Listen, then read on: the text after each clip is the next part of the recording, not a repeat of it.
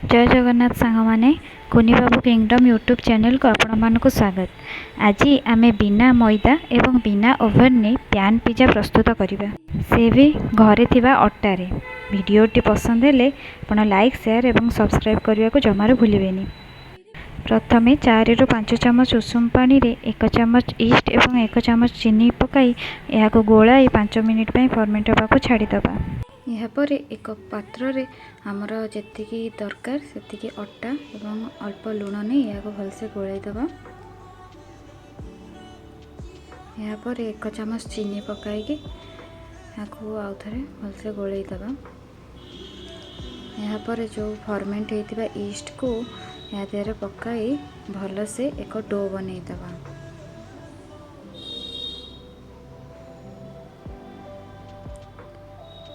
भलसे दली एक सॉफ्ट सा डो बनैबा। यापर एथिरे गोटे क्यूब बटरटा पकाई आउ थे भलसे सॉफ्ट होगा पर्यंत यह दलदबा।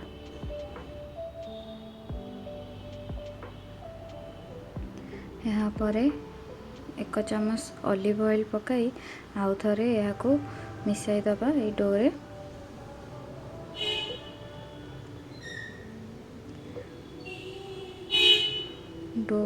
डोटी को अधिक हार्ड न करी सॉफ्ट करी दलिबा एवं यह एक पात्र रे घोड़ाई 1 घंटा छाड़ीदबा। 1 घंटा पर ईस्ट यार काम करिवो एवं यह पूरा सॉफ्ट और फ्लफी करदबा।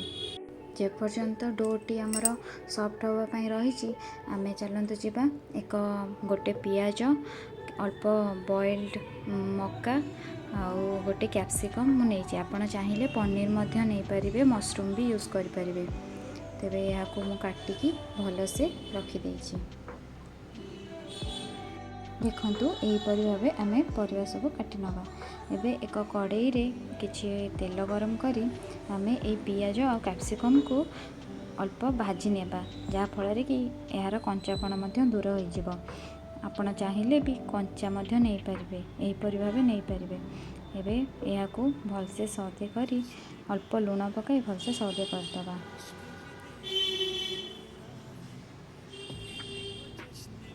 देखो एबे यह रेडी हो एक पात्र रे काढ़ी अलग रखीदबा।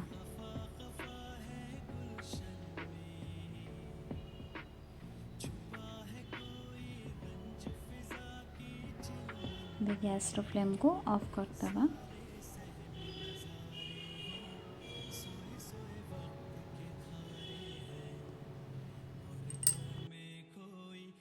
एबे 1 घंटा हो जाइए। एबे आमे देखिबा ईस्ट तार काम कर देखु आमर डोटी केते सुंदर भावे पूरा प्रूफ हो जाइए ऊपर को उठी आसी। तो यह को एबे आमे पंच करी यार भितर थिबा जतेक एयर को बाहर करदबा और भलसे दली आउ 1 घंटा रखीदबा।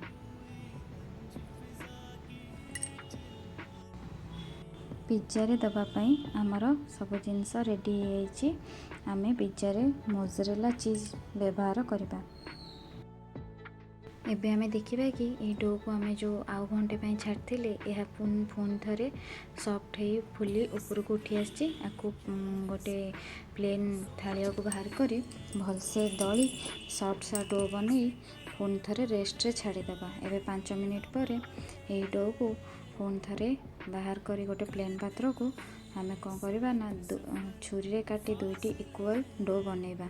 जेहेतु मु 2टा पिज्जा नहीं थी डो अटा तो मोर 2टा आराम से पिज्जा प्रस्तुत हो जाएगा। देखु यहीपरि भाव छुरी रे काटी 2टी समान समान डो बनैबा।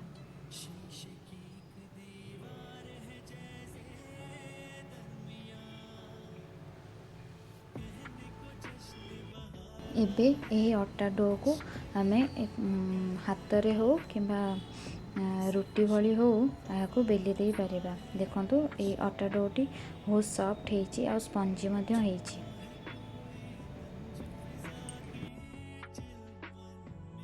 अल्प अटा दे यह को सबु पटु समान भाव रे बेली दबा।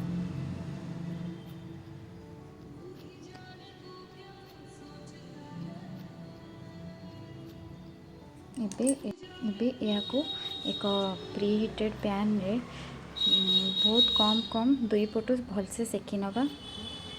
जेहेतु आम पैन ने ही बनइबा तो सेकी नवाटा निहाती जरूरी।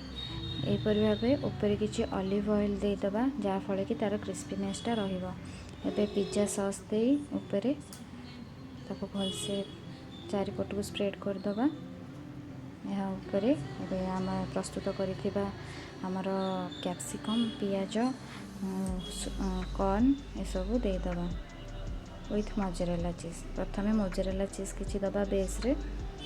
यहाँ ऊपर कैप्सिकम पियाज और स्वीट कॉर्न सजेकी रखिदबा।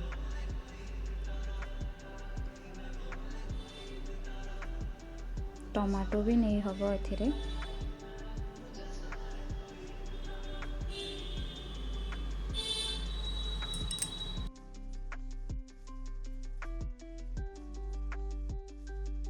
मन रखिए जितेबले आम एमती ऊपर दउथबा ना गैस रो फ्लेम को सब बेले स्लो रे रखिए।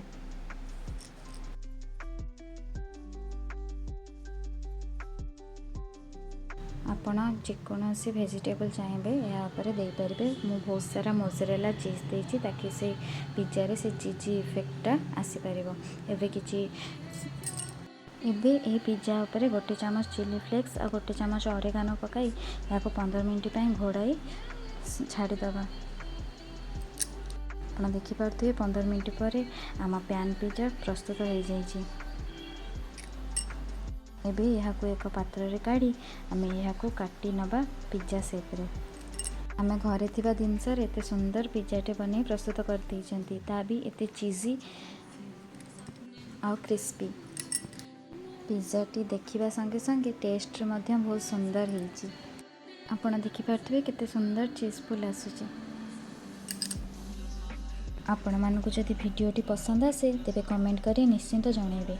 एही परी आउ फूड वीडियोस देखिबा पई आम चैनल को सब्सक्राइब करिवे। रहिली जय जगन्नाथ।